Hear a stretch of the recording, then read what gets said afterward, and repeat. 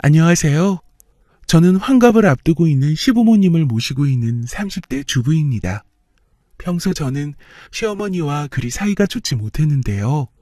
이유는 어머니 성격이 철부지 애 같습니다. 아무리 여자는 나이가 들어도 10대 소녀 같다지만 저희 어머니는 심해도 너무 심합니다. 모든 초점을 자기에게 맞추려고 해서 시아버지도 남편도 저도 여간 힘든 게 아니에요. 그런데도 시아버지는 뭐가 그렇게 좋으신지 늘 어머니가 하고 싶으신 거 먹고 싶으신 거 다 구해다 바치십니다. 물론 그 과정에서 저희까지 동원다는 것은 두말하면 잔소리고요. 이렇게 저는 나이 많은 사춘기 소녀를 대접해드리며 지내고 있었습니다. 그러던 어느 날 드라마를 보시며 여가를 보내고 계시던 시어머니께서 갑자기 시아버님께 말씀하시길, 여보, 나 저녁에 팔보채 먹고 싶어. 팔보채 먹으면 안 돼? 팔보채? 그래 그럼 그거 시켜 먹지 뭐. 아니 그거 시켜 먹으면 돈만 비싸지 맛 하나도 없어. 그냥 집에서 해 먹자. 아버님은 팔보채를 먹고 싶다는 어머님의 말을 들으시고 흔쾌히 배달을 시키자며 말씀하셨으나 어머니께서는 한사코 배달은 싫으시다며 집에서 만들어 먹자고 하시더라고요. 그 말을 들은 저는 속으로 기겁을 하며 얼른 거들었습니다. 어머니, 팔보채 하려면 손도 많이 가고 시간도 많이 걸려요. 무엇보다 팔보채 할 만한 재료가 지금 없어요. 그냥 오늘만 시켜 드시면 어떨까요? 아니 그거야. 지금 얼른 가서 재료 사가지고 와서 하면 되지. 그걸 지금 핑계라고 되는 거냐? 딱 보니까 손이 많이 가서 네가 하기 싫어서 그러는 거구만. 아니 그게 아니라 여보, 나 오늘 팔보채 꼭 먹어야 할 것 같아요. 제가 조금만 고생하면 되잖아, 응? 어머니께서는 제 말을 들으려고도 안 하시고 오히려 저에게 역정을 내셨습니다. 네가 하기 싫어서 그러는 거 아니냐면서요. 보다 못한 아버님은 자신이 도와줄 테니 한 번만 고생해주면 안 되겠냐고 하시기에 저는 울며 겨자 먹기로 대답했습니다. 아니에요. 어떻게 아버님께 그냥 제가 지금 가서 재료만 사올게요. 좀 오래 걸리더라도 기다려주세요. 예, 나 배고프니까 최대한 빨리 해라. 난 그동안 드라마나 좀 보고 있으련다. 어머니는 늘 이런 식입니다. 되도 않는 부탁을 아무렇지도 않게 요구하고 혹여나 부탁을 거절하려 치면 시아버지에게 화살을 돌려서는 결국 제가 하게끔 만들어버리죠. 저희 아버님은 그래도 저를 생각해 주시는 분이세요. 어머니가 저에게 생떼를 쓰면 오히려 아버님이 미안해하시면서 제 기분을 풀어주려 하시거든요. 그렇게 저는 해가 다 지고 나서야 재료를 가득 들고 집으로 돌아왔고 돌아오자마자 요리하느라 정신이 없었습니다. 중간중간 시어머니가 밥 언제 다 되냐, 굶어 죽겠다, 왜 이리 굶뜨냐 타박하셨지만 솔직히 요리하기 바빠서 한 귀로 듣고 흘려버렸습니다. 드디어 팔보채가 완성이 되고 저희는 늦은 식사를 시작했습니다. 그런데 어머니께서 제 팔보채를 한 입 드시더니 도로 뱉어버리고는 저에게 소리를 지르는 게 아니겠어요? 이게 뭐야? 너 지금 이걸 팔보채라고 만든 거야? 너 팔보채 안 먹어봤어? 사람을 이 시간이 되도록 쫄쫄 굶겨놓고 지금 이따위 걸 먹으라고 내놓은 거야? 생각지도 못한 전개에 벙쪄있는 저에게 아버님은 맛있다며 계속해서 말하셨고 그마저도 못마땅한 어머니는 저를 팔보채도 한번 못 먹어본 사람으로 만들어버리시더군요. 결국 어머니는 팔보채를 새로 배달시키셨고 아버님은 저에게 미안하신 듯 말씀하셨습니다. 미안하다 아가. 저 사람 저러는 거 어디 한두 번이냐. 그냥 마음에 새겨두지 마. 아직 철이 안 들어서 그렇다. 저는 제가 만든 음식을 옆으로 밀어두고 배달 음식을 펼쳐먹는 시어머니의 배려라고는 눈꼽만큼도 없는 그 모습에 질려 소름이 돋았습니다.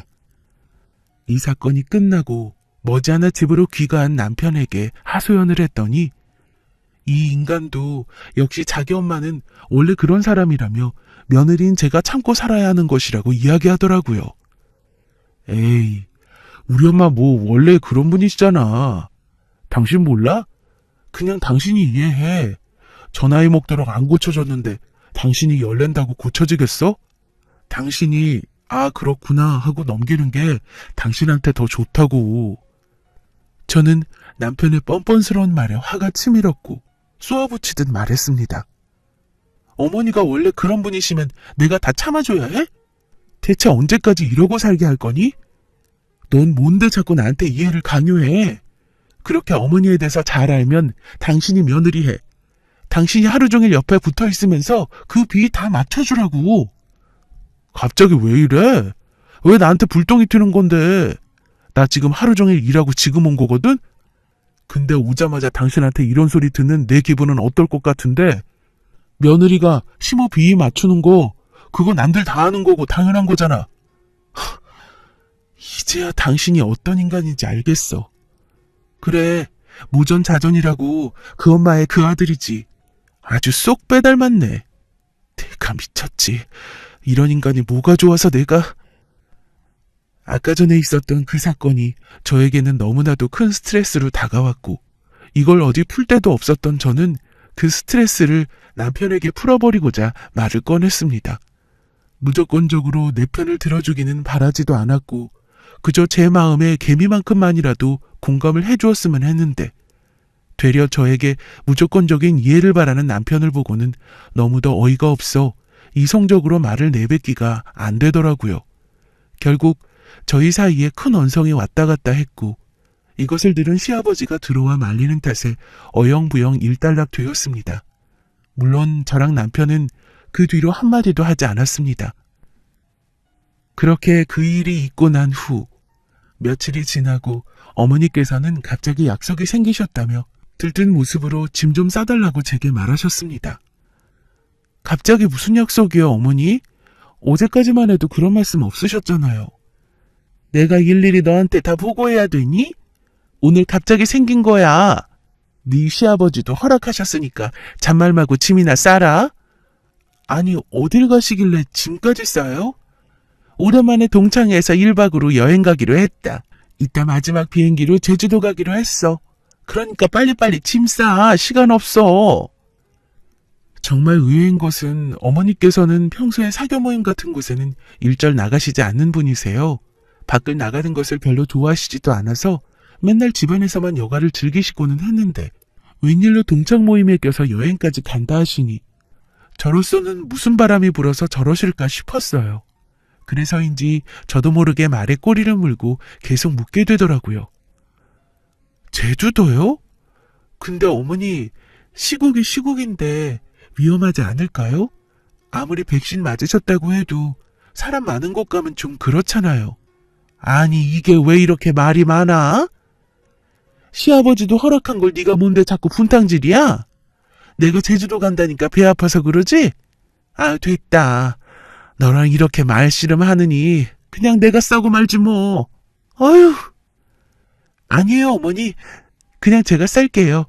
어머니 이따 비행기도 타셔야 하니까 좀 쉬세요. 또 지난번처럼 제대로 안 하기만 해봐. 가만 안 둘 줄 알아? 갑자기 이렇게 번갯불에 콩 구워 먹듯 빠듯하게 떠나시려는 것을 보고는 정말 의아했지만 어머니가 여행 가시면 적어도 하루 정도는 자유로울 수 있으니 그것만으로도 가슴이 벅찼던 저는 별로 이상하게 여기지 않았습니다. 오히려 비행기 시간이 빨리 다가오기만을 손꼽아 기다렸죠. 어느덧 시간이 되어 어머니를 공항에 데려다 드리고 저는 어머니에게 꼭 지켜야 할 사항을 신신당부하며 거듭 이야기했습니다. 어머니, 꼭 마스크 쓰시고요. 사람 많은 데서는 절대 벗지 마세요. 손소독도 매번 해주시고요. 아이고, 알았다. 몇 번을 말하는 거냐? 내일 모레 내가 공항 도착하거든 전화할 테니 데리러 나와라. 늦지 않게 미리미리 와 있어. 네, 조심히 다녀오세요, 어머니. 드디어 나를 괴롭게만 하는 시모가 떠나고 저는 처음 느껴보는 해방감에 입이 찢어져라 웃음이 나왔습니다. 그 모습을 본 아버님은 멋쩍게 웃으시더라고요. 네가 그동안 네 시애미 때문에 많이 힘들긴 했나 보구나. 내 방해 안 할 테니 그 사람 없는 동안만이라도 푹 쉬거라. 저는 아버님의 말씀에 옳다구나 하며 들뜬 목소리로 말했습니다. 아버님, 오늘 저희 맛있는 거 시켜 먹을까요? 뭐 드시고 싶으신 거 없으세요? 마시는 거? 옳지. 네 시애미도 제주도 가서 맛있는 거 상다리 휘어지도록 먹을 텐데 우리라고 그러지 말라는 법이 있나? 그래, 먹고 싶은 거 다 시켜라. 오늘 한번 배 터지게 먹어보자. 아버님의 허락이 떨어지고 저는 그야말로 폭주했습니다. 해산물부터 시작해서 양식, 중식, 한식, 야식까지 가리지 않고 시켰습니다. 결국 식탁 위에는 자리가 모자랄 정도로 음식이 가득 찼고 시아버지는 그것을 보고는 입을 떡 벌리셨습니다. 하지만 저는 아랑곳하지 않았습니다. 오늘만큼은 저에게 상을 주고 싶었거든요. 그렇게 한 상 부러지도록 차려놓고 손에 잡히는 대로 먹고 있는데 남편이 들어오더라고요. 남편은 한 상 가득 펼쳐진 음식을 보더니 입을 다물지 못하고 아버님에게 이 일이 어떻게 된 거냐 묻기 바빴습니다. 이게 다 뭐야? 이거 다 시킨 거야? 엄마는? 아버지, 이게 다 무슨 일이에요? 오늘 너희 엄마가 갑자기 제주도로 여행을 가는 바람에 우리 며느리랑 나랑 조촐하게 잔치 좀 벌이고 있었다. 너도 얼른 와서 뭐 좀 먹어. 엄마가 제주도로 가셨다고요? 어제까지만 해도 그런 말씀 없었는데. 그 말에 제가 오늘 갑자기 약속이 잡히신 거라 아까 마지막 비행기로 급하게 가신 거다 이야기하니 그제서야 남편은 고개를 끄덕였습니다. 그러다 음식을 보고는 아무리 봐도 너무 많다 싶었는지 저를 나무라듯 말했습니다. 그래? 그건 그렇고 아무리 그래도 그렇지. 이거 너무 많은 거 아니야? 이거 당신이 시켰지? 뭐 어때? 다 먹을 거야. 그래, 내가 그러자고 했다. 그동안 네 엄마 별난 성질에 얘 혼자 다 감당하느라 얼마나 힘들었겠냐. 그래서 내가 오늘 먹고 싶은 거 다 시키라고 했다. 그러니까 너도 더 이상 아무 말 말고 와서 거들어. 얼른. 일단 알았어요. 나 좀 씻고 먹을게. 시모 한 명 없을 뿐인데 분위기가 이렇게 좋을 수가 있나요? 제가 이 집으로 시집 온 이후로 이 집이 이렇게 정겹고 편했던 적이 없어요. 항상 신경이 곤두세워져 있었거든요. 오늘은 또 어떤 걸로 나를 괴롭힐까? 또 어떤 말도 안 되는 것을 요구할까? 늘 전전긍긍하면서 지냈어요. 말했다시피 시모는 왈가닥하는 성격과는 달리 밖을 잘 나가질 않는 바람에 하루 종일 집에서 붙어 있어야 하니 더욱 끔찍했죠. 그랬던 제게 지금 같은 상황이 얼마나 꿈 같은 일인지 아무도 모를 거예요. 곧 남편까지 합세해서 우리는 좀 더 본격적으로 식사하는 것에 집중하기 시작했습니다. 먹을 것이 차고 넘쳤기 때문에 먹을 것 때문에 싸울 일도 없었고 서로가 무엇을 어떻게 먹든 전혀 신경 쓰지 않고 그야말로 정말 편하게 먹고 있었어요. 물론 먹으면서 간간히 이야기도 나누고요. 그렇게 한동안 화기애애한 분위기가 지속되어 갈 무렵에 시아버지께서 제게 사과를 하셨습니다. 그동안 옆에서 다 봤으면서 네 편 못 들어줘서 정말 미안하다. 많이 서운했지? 별 수 있나요? 아버님이라도 어머니 편 되어드려야죠. 저야 뭐 혼자서도 잘해요. 차마 저한테는 남편이 있잖아요 라는 말이 안 나오더군요. 말해봐야 전혀 도움이 안 되는 인간이라는 것을 저는 이미 뼈저리게 느꼈거든요. 그래서 그냥 두루뭉실하게 둘러댔습니다. 다행히 아무도 태클을 걸지 않더라고요. 잠깐의 침묵 끝에 아버님이 말을 이어가셨습니다. 저 사람은 처녀 때부터 저랬어. 친정에서 사랑을 듬뿍 받고 자란 바람에 모든 것이 자기 중심으로 돌아가는 것이 당연하다고 생각하는 사람이었지. 나도 처음에는 뭐 이런 게 다 있나 싶을 정도였으니까. 그 말을 들은 남편은 의아라는 듯 아버님께 묻더군요. 그런데 왜 엄마랑 결혼하셨어요? 글쎄, 정확히 말하면 희생적인 감정이 더 컸다. 저렇게 자기밖에 모르고 독불장군인 사람을 도대체 누가 데려갈까 하는 마음이 들었어. 한평생을 사랑 듬뿍 받고 자란 사람인데 나중 가서 아무도 자기를 택하지 않는다면 그 충격이 오죽할까 싶어서. 그렇게 생각하니 가엾더라고. 그래서 내가 총대를 매기로 했지. 나라도 저 사람을 계속 이쁨 받는 사람으로 남겨주어야겠구나 하면서.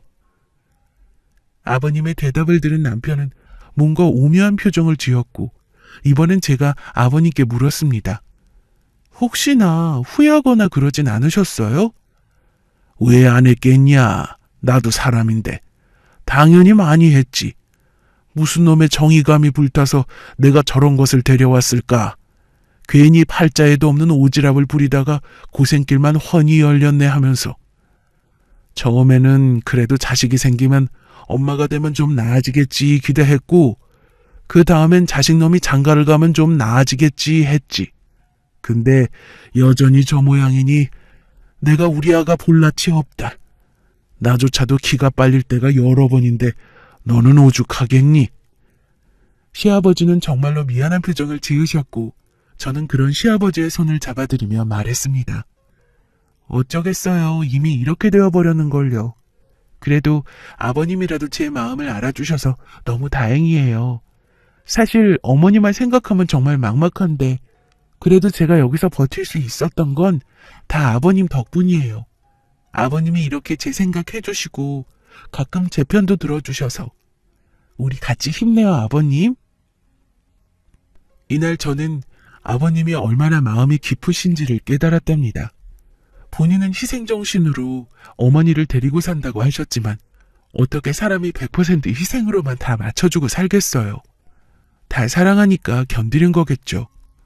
그날은 그렇게 모처럼 꿈 같은 날이 지나갔습니다. 시간은 왜 이리 야속한지 어느덧 시어머니가 돌아오는 날이 되었고 저는 불이 나게 어머니를 모시러 갔습니다. 어머니는 집에 도착하자마자 불평을 늘어놓더군요. 아유, 하필이면 비가 와가지고 아무것도 못했어. 짜증나 죽겠다니까. 내가 숙소 구경하자고 거기까지 갔나? 요즘 날씨가 오락가락 하잖아요. 모처럼 가신 건데 많이 속상하셨겠다. 뭐라도 드시겠어요? 저는 최대한 어머님의 심기를 건드리지 않기 위해 노력하였으나 뭐가 그리 마음에 안 드시는 건지 어머니는 저에게 짜증 섞인 목소리로 말하셨습니다. 넌 내가 돼지인 줄 아니? 나만 보면 뭐 먹으래? 너 내가 없어서 아주 행복해 죽었겠다. 네가 뭘 하던 태클 거는 사람이 있어. 시비 거는 사람이 있어. 이제 나 돌아와서 아주 서운하겠다? 저는 순간적으로 할 말을 잃었지만 가출하려는 정신을 부여잡고 가까스로 어머니에게 드시고 싶은 것이 있으면 준비하겠다 이야기했고 어머니는 아이스크림이 먹고 싶다는 말을 하며 저녁 때까지 좀 자야겠다 하시고는 깨우지 말라는 말과 함께 방문을 쾅 닫고 들어가셨습니다. 저는 아버님과 이야기했던 것을 잊지 않고 마음 깊이 새겨놓고 어머니가 저에게 스트레스를 주실 때마다 생각하며 마음을 가라앉히기로 했어요. 이제는 뭔가 확실한 내 편이 적어도 한 명은 있다고 생각하니 전처럼 마냥 막막하고 그러진 않더라고요. 저는 언제 자유를 누렸냐는 듯 빠르게 일상으로 복귀했고 한 가지, 전보다 더욱 저를 피곤하게 하는 것이 생겼는데요. 바로 어머니의 식성이었습니다. 갑자기 생전 안 드시던 것들을 먹고 싶다고 하시는 바람에 그거 구해다 드리느라 아버님과 저는 물론 남편까지도 한동안 꽤나 고생했습니다. 뭔가 이상하다고 느끼려는 찰나 일이 터졌습니다. 그날은 어머니께서 직접 삶은 수육을 드시고 싶다길래 급하게 수육을 삶아드렸었는데요.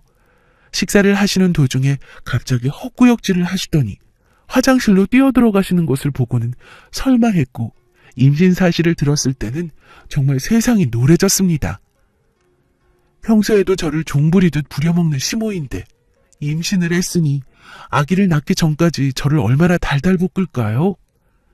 아버님께서는 뜰 듯이 기뻐하시고 남편마저도 경사라며 기분 좋아하는데 제가 어쩔 수가 있나요?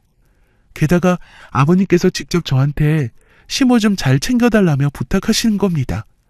나보다 같은 여자인 네가 더 잘 알지 않겠냐며 그동안 주시지 않던 용돈까지 두둑히 챙겨주시더군요. 평소에 저에게 웬만하면 부탁이라는 것을 잘 안 하시는 분이었기에 저는 들어드릴 수밖에 없었습니다. 아니나 다를까 어머니는 지금까지와는 차원이 다르게 저를 부려먹기 시작했습니다. 제가 조금이라도 거북한 표현을 한다 치면 아기를 물고 늘어지면서 이러지도 저러지도 못하게 하셨습니다. 저희 가족은 어머니에게 모든 것을 맞추었고 늘 긴장한 상태에서 생활해야 했습니다. 정말 지옥 같던 시간이 지나 드디어 아이가 태어났고 우리 가족은 모두 드디어 막을 내렸다는 안도감에 가슴을 쓸어내렸습니다.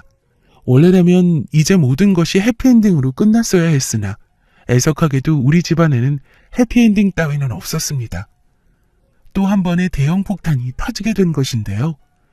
우리 가족은 아기가 태어나자마자 아기를 보러 갔고 인큐베이터에 있는 아기를 보며 기뻐하고 있던 중에 갑자기 말이 없어진 아버님께서 조심스럽게 남편에게 말씀하시더라고요. 근데 이상하다. 야, 지소가. 네가 보기엔 얘가 날 닮았냐? 그러고 보니 별로 안 닮았는데요. 엄마 얼굴은 있는데. 아버님의 말을 들은 남편은 자세히 아기의 얼굴을 들여다보았고 점점 표정이 묘하게 바뀌어가는 것을 보며 저 역시 아기의 얼굴을 자세히 들여다보았습니다. 에이, 설마 한 군데라도 있겠죠. 찾아보면. 원래 이렇게 아빠 얼굴 찾기가 힘든 거였나요? 인큐베이터에 있는 아기를 보는데 이상하게도 어머니의 생김새는 있는데 아버님의 생김새는 눈을 번뜩이고 찾아봐도 도무지 없는 거예요. 저는 순간 쎄한 기분이 들었지만 괜히 말이 씨가 될까 입을 다물고 있었습니다. 어머니는 곧바로 산후조리원으로 들어가셨고 저도 그동안 어머니가 집에 오셨을 때 불편함이 없도록 신경 쓰면서 지내고 있었습니다. 그러던 어느 날이었습니다. 그날따라 시아버지께서 말도 못할 정도로 기분이 안 좋아 보이셨고 마치 넋이 나간 사람처럼 멍하니 앉아 계시더라고요. 그래서 저는 조심스레 다가가 여쭈었습니다. 아버님, 무슨 일 있으세요? 안색이 너무 안 좋으신데. 아니다. 아니야. 그러지 마시고 무슨 일인지 말씀해 주세요. 아버님 지금 너무 안 좋아 보이세요. 제 말에 한참을 가만히 있던 아버님은 손을 덜덜 떨면서 바지 주머니에서 꼬깃 탄 종이 한 장을 저에게 건네주시고는 고개를 푹 숙이셨어요. 이건 뭐... 그건 바로 유전자 검사 결과지였죠. 결과를 보니 그 아기는 아버님의 아기가 아니었어요. 인큐베이터에서 아기를 처음 본 날, 아버님은 자신을 너무나도 안 닮은 아기를 보고 계속 미심쩍어 하시다가 큰 마음 먹고 결과를 의뢰하셨고 지금 이렇게 결과를 받고는 충격을 받으신 거였어요. 아니 어머니가 어디 잘 나가시는 분도 아니고 누굴 만나시지도 설마... 저는 벼랑간 뇌리를 스쳐가는 제주도 여행을 떠올리며 입을 다물었고 아버님도 같은 생각이신 듯 보이셨어요. 내 생각도 그런 것 같다. 남자 여자 다 같이 간다고 했으니. 저는 더 이상 뭐라 말을 해야 할지 몰랐죠. 이를 어쩌면 좋을까 생각하고 있던 그때 아버님은 벌떡 일어나 욕을 내뱉으셨습니다. 이 망할 여편네. 나도 이제 안 참아. 아버님은 생전 안 하시던 욕을 내뱉으시면서 집을 뛰쳐나가셨고 곧바로 어머니가 계신 산후조리원으로 가셨어요. 아버님은 도착하자마자 어머니가 계신 병실 안으로 뛰어들어가셨고 갑작스런 우리의 등장에 적잖이 당황한 어머니가 제 말씀도 꺼내시기 전에 어머니의 뺨을 때리시며 따져 물으셨습니다. 딱 한 번만 묻는다. 제주도 때 바람 피어서 낳은 애 맞나? 화가 나다 못해 분노가 넘쳐흐르는 아버님을 보고는 어머니께서는 금세 눈가에 눈물이 그렁그렁한 상태로 두 손을 싹싹 빌더군요. 여보, 내 말 좀 들어봐요. 그게... 물론 그것은 아버님에게 전혀 통하지 않았고 다시 한번 따져 물으셨습니다. 묻는 말에 똑바로 대답해. 내가 지금 유전자 검사 다 해보고 오는 길이야. 검사지 네 눈앞에 들이밀어야 순순히 불 거야? 어머니는 처음부터 시아버지가 왜 그리 화가 난 건지 눈치채고 있었던 듯 바로 잘못을 빌었습니다.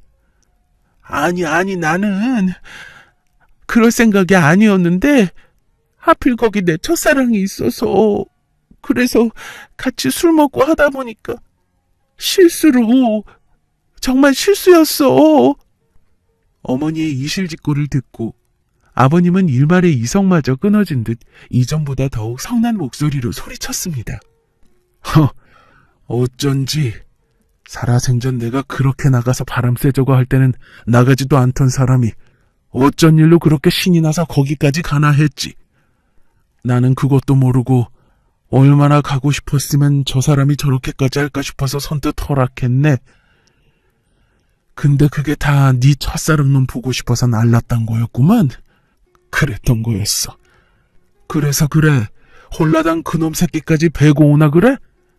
당신 참 대단해. 아주 대단한 여편네야. 한 번도 이토록 화내는 아버님을 본 적 없는 어머니는 정말 처절하게 비셨습니다. 여보, 내가 잘못했어. 진짜야. 내가 진짜 잘못했어. 그만 화 풀어. 어? 제발. 당신 나 없이도 살 수 있어? 나 많이 사랑하잖아. 나도 그래. 나도 당신 없으면 안 돼. 울며 불며 소리치는 어머니의 말에 정말 치가 떨린다는 듯 얼굴을 일그러뜨린 아버님은 어머니에게 끝맺음의 말을 전하셨습니다. 연병하네. 내가 그동안 당신이 애들한테나 나한테 못되게 굴어도 그래도 당신이 내 아내니까 지들 시어미니까 눈 감고 오냐오냐 해줬던 거지. 당신이 마냥 이뻐서 지금껏 참아왔는 줄 알아?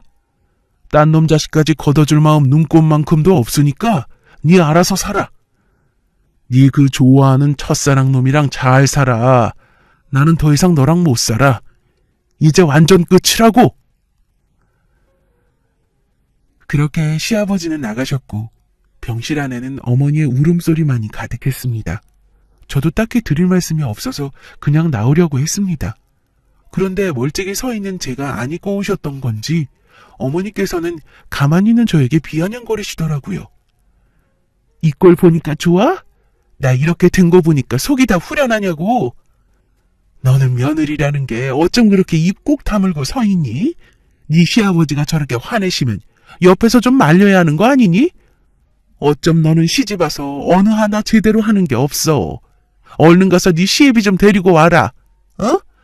그래도 네 말은 잘 들으시잖아. 네가 가서 나 좀 용서해 주라고 해. 네가 부탁하면 못 이기는 척 들어주실 거야. 얼른 가서 말해. 얼른. 저는 시어머니의 이 말 같지도 않은 말을 듣는 순간 마지막 이성마저도 끊어지고 말았습니다. 그래서 지금껏 쌓아왔던 모든 감정을 담아 소리쳤어요. 아니 어머니, 진짜 사람 맞으세요? 진짜 해도 너무한 거 아니냐고요. 이 집에서 어머니 뜻대로 안 되는 건 단 한 개도 없었어요. 어머니 하시고 싶은 대로 가족 모두가 다 맞춰드렸다고요. 한순간도 어머니 불편하게 만든 적 없고요. 아버님은 더더욱 어머니만을 위하셨다고요. 그 말을 하는 순간 지난밤 배달 파티를 열면서 아버님의 속마음을 알게 되었던 그날이 스쳐가면서 정말 욱하더라고요.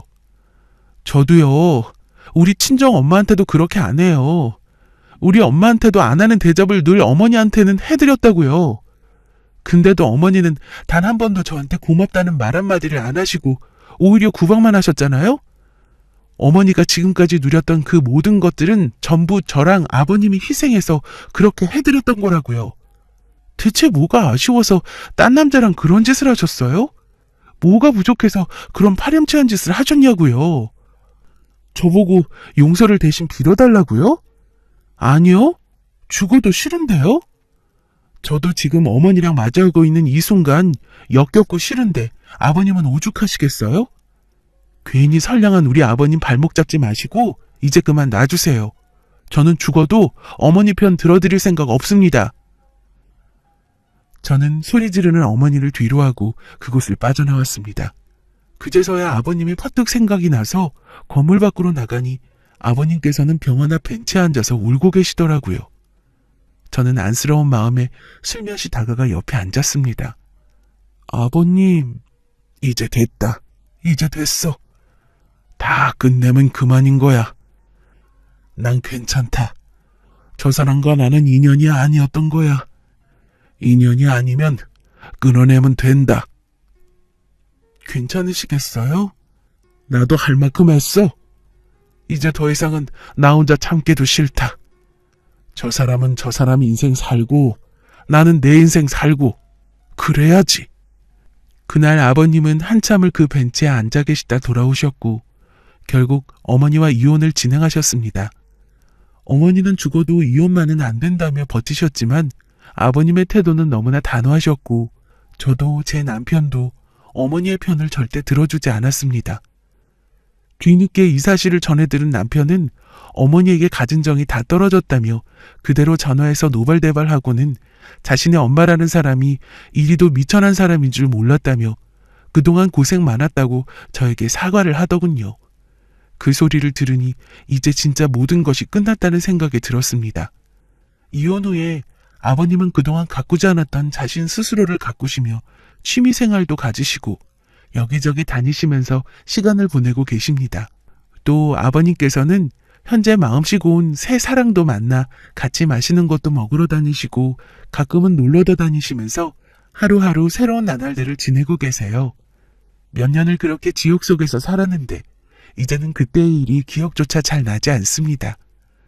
아버님도 저도 저희 남편도 지금은 너무 행복하게 잘 지내고 있거든요. 길고 긴 제 사연 지금까지 들어주셔서 정말 감사합니다.